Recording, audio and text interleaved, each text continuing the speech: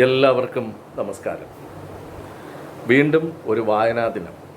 എല്ലാ വർഷവും ജൂൺ 19 മലയാളികൾ വായനാ ദിനമായി ആചരിച്ചു വരികയാണ്. അതിൻ്റെ പ്രാധാന്യം നിങ്ങളിൽ പലർക്കും അറിയാം.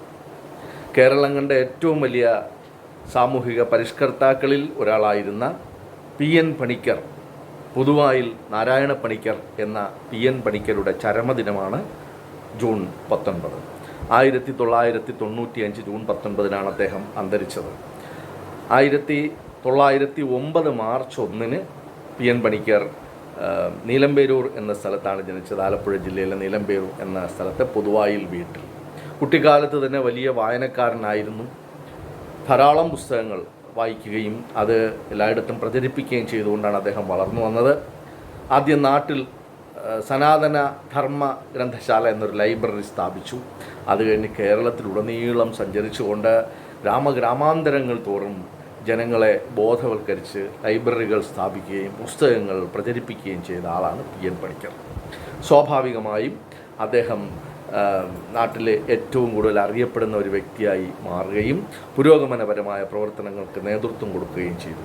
അദ്ദേഹത്തെ ഓർമ്മിച്ചുകൊണ്ടാണ് നമ്മൾ ജൂൺ 19 വായനാ ദിനമായി ആചരിച്ചു വരുന്നത്. ഈ അടുത്ത കാലത്ത് അന്തരിച്ച ലോകപ്രസിദ്ധ ഇന്ത്യൻ പരിസ്ഥിതി പ്രവർത്തകനായ സുന്ദർലാൽ ബഹുഗുണയെക്കുറിച്ച് നിങ്ങൾ കേട്ടിട്ടുണ്ടാവും. അദ്ദേഹത്തെക്കുറിച്ച് മനസ്സിലാക്കുമ്പോൾ നാം തിരിച്ചറിയുന്നത് ഹിമാലയ പ്രാന്തങ്ങളിലെ മരങ്ങൾ സംരക്ഷിക്കുന്നതിനും പരിസ്ഥിതി പ്രവർത്തനങ്ങൾക്കുമൊക്കെ വേണ്ടിയായി 10,000 കിലോമീറ്ററുകൾ കാൽനടയായി സഞ്ചരിച്ച ആളായിരുന്നു അദ്ദേഹം. അതുപോലെ കേരളത്തിലുടനീളം കാൽനടയായി സഞ്ചരിച്ച് വായനയുടെ പ്രാധാന്യത്തെക്കുറിച്ച് പറയുകയും പുസ്തകങ്ങളെ പ്രചരിപ്പിക്കുകയും സാക്ഷരതാ പ്രവർത്തനങ്ങളിൽ ഏർപ്പെടുകയും ചെയ്ത ആളായിരുന്നു PN പണിക്കർ. അതുകൊണ്ട് ഈ അവസരത്തിൽ സ്വാഭാവികമായും നമ്മൾ ആദ്യം അദ്ദേഹത്തെ അനുസ്മരിക്കുകയാണ് ചെയ്യുന്നത്. വായിച്ചു വളരുക, ചിന്തിച്ച് വിവേകം നേടുക എന്നുള്ള അദ്ദേഹത്തിൻ്റെ പ്രസിദ്ധമായ ഒരു മുദ്രാവാക്യമുണ്ട്. ആ മുദ്രാവാക്യം ഓരോ വിദ്യാർത്ഥിയും ഓരോ യുവാവും മനസ്സിൽ എപ്പോഴും സൂക്ഷിക്കേണ്ടതാണ്. നമ്മൾ വായനയിലൂടെ വളരുകയും ചിന്തയിലൂടെ വിവേകം നേടുകയും ചെയ്യുക എന്നുള്ള ആ പ്രധാനപ്പെട്ട കാര്യം. അടുത്ത നമ്മുടെ മുന്നിലുള്ള പ്രധാനപ്പെട്ട ഒരു ചോദ്യം, എന്തിനാണ് വായിക്കുന്നത് എന്നുള്ളതാണ്. വായിച്ചില്ലെങ്കിൽ എന്താ കുഴപ്പം? വായിച്ചില്ലെങ്കിലും നമ്മൾ വളരുമല്ലോ. പക്ഷെ വായിച്ചില്ലെങ്കിൽ വളരും, പക്ഷേ ആ വളർച്ച നല്ല രീതിയിലായിരിക്കില്ല എന്നുള്ളതാണ് അടിസ്ഥാനപരമായ ഒരു പ്രശ്നം. നമ്മൾ ഏറ്റവും നല്ല പൗരന്മാരായി, നല്ല മൂല്യബോധമുള്ളവരായി, ഈ സമൂഹത്തിന് പ്രയോജനപ്പെടുന്നവരായി വളരണമെങ്കിൽ നാം നല്ല രീതിയിൽ വായിക്കുകയും ലോകത്തെക്കുറിച്ചുള്ള വിജ്ഞാനം ആർജിക്കുകയും ലോകത്തിൻ്റെ സ്ഥിതിഗതികൾ തിരിച്ചറിയുകയും ഒക്കെ വേണം. NV കൃഷ്ണവാര്യർ പുസ്തകങ്ങൾ എന്ന പേരിൽ ഒരു കവിത എഴുതിയിട്ടുണ്ട്. ആ കവിതയിൽ തന്നെ അദ്ദേഹം പറയുന്നത്, പുസ്തകങ്ങളിൽ എന്തൊക്കെയുണ്ട്, പുസ്തകങ്ങളിൽ വിസ്മയമുണ്ട്, പുസ്തകങ്ങളിൽ ആനന്ദമുണ്ട്. അപ്പോൾ പുസ്തകങ്ങളിൽ ജീവിതമുണ്ട്, വിസ്മയമുണ്ട്, ആനന്ദമുണ്ട്.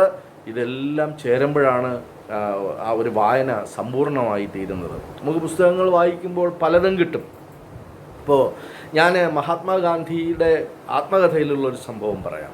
അദ്ദേഹത്തിൻ്റെ മൈ എക്സ്പെരിമെൻറ്റ്സ് വിത്ത് ട്രൂത്ത് നിങ്ങളൊക്കെ വായിച്ചിരിക്കേണ്ട ഒരു പുസ്തകമാണ്. മലയാളത്തിൽ പരിഭാഷയുണ്ട്, ഇംഗ്ലീഷിലും ഉണ്ട്. ആ പുസ്തകത്തിൽ അദ്ദേഹം പറയുന്നു, അദ്ദേഹം ബാരിസ്റ്റർ പരീക്ഷയൊക്കെ പാസ്സായി അതിനുശേഷം സൗത്ത് ആഫ്രിക്കയിൽ കുറേ കാലം ജീവിക്കുന്നുണ്ട്. ആ സമയത്ത് അദ്ദേഹം ഒരിക്കൽ ജോഹന്നാസ്ബർഗ് എന്ന് പറഞ്ഞ സ്ഥലത്ത് നിന്ന് ഡർബൻ എന്ന സ്ഥലത്തേക്ക് ഒരു തീവണ്ടിയിൽ യാത്ര ചെയ്യുകയാണ്. തീവണ്ടിയിൽ കയറുന്നതിന് മുമ്പ് അദ്ദേഹത്തിൻ്റെ സുഹൃത്ത് ഒരു പുസ്തകം അദ്ദേഹത്തിന് സമ്മാനിച്ചു. ആ പുസ്തകത്തിൻ്റെ പേര് അൺടു ദിസ് ലാസ്റ്റ് എന്നാണ്. എഴുതിയത് ജോൺ റസ്കിൻ എന്ന് പറയുന്ന ആൾ. അത് ചെറുകഥയും കവിതയും ഒന്നുമല്ല, അത് ഈ സാമൂഹിക ശാസ്ത്രമൊക്കെ പറയുന്ന, എക്കണോമിക്സൊക്കെ പറയുന്ന, പൊളിറ്റിക്സ് പറയുന്ന ഒരു പുസ്തകമാണ്.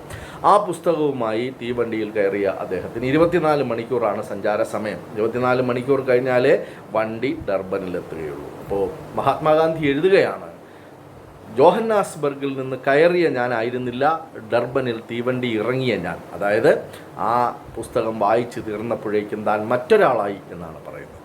പലരുടെയും ജീവിതത്തെ മാറ്റിമറിക്കാൻ പുസ്തകങ്ങൾക്ക് സാധിക്കും.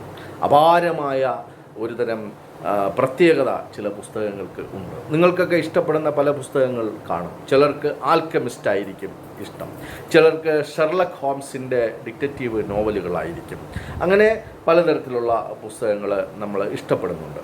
പക്ഷേ ഏത് പുസ്തകവും വായിക്കാൻ നമ്മൾ തയ്യാറാകണം. ചില പുസ്തകങ്ങൾ നമ്മളെ രസിപ്പിക്കും, ചിലത് ബോറടിപ്പിക്കും, ചിലത് നമ്മളെ ചിരിപ്പിക്കും, ചിന്തിപ്പിക്കും.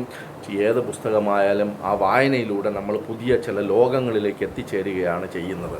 ആ ലോകങ്ങൾ നമ്മുടെ ജീവിതത്തിന് ഒരുപാട് പ്രതീക്ഷകൾ നൽകും. ഇപ്പോൾ തന്നെ ഈ കോവിഡ് മഹാമാരിയുടെ കാലത്ത് എത്രയോ ജീവിതങ്ങളെ പിടിച്ചു നിർത്തിയത് വായനയാണ്, പുസ്തകങ്ങളാണ് എന്ന് നാം തിരിച്ചറിയണം. പുസ്തകങ്ങളിലില്ലാത്തതൊന്നുമില്ല.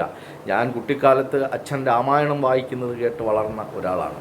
ആ സമയത്ത് രാമായണത്തെക്കുറിച്ച് എനിക്കൊന്നും അറിയില്ലായിരുന്നു, മഹാഭാരതത്തെക്കുറിച്ച് അറിയില്ലായിരുന്നു. പക്ഷേ പിൽക്കാലത്ത് വായിച്ചപ്പോഴാണ് ഈ പുസ്തകത്തിലൊക്കെ മനുഷ്യ ജീവിതത്തെക്കുറിച്ച് തന്നെയാണ് പറയുന്നത്. മനുഷ്യ ജീവിതത്തിൻ്റെ സുഖവും ദുഃഖവും നിരാശയും വിരഹവും പ്രതീക്ഷയും പ്രത്യാശയും ഒക്കെ ഈ പുസ്തകങ്ങളിൽ ഉള്ളടക്കം ചെയ്തിട്ടുണ്ട്. ഇപ്പോൾ ഷേക്സ്പിയറിൻ്റെ ജന്മദിനവും ചരമദിനവും ഏപ്രിൽ 23 ഇത് രണ്ടും ലോക പുസ്തക ദിനമായിട്ടാണ് ആചരിക്കുന്നത്. അപ്പോൾ എഴുത്തുകാരെ വളരെയധികം മാനിക്കുന്ന ഒരു സമൂഹമാണ് ഈ ലോകത്തിൽ മൊത്തത്തിലുള്ളത്. അതേപോലെ കേരളീയ സമൂഹവും അങ്ങനെയാണ്.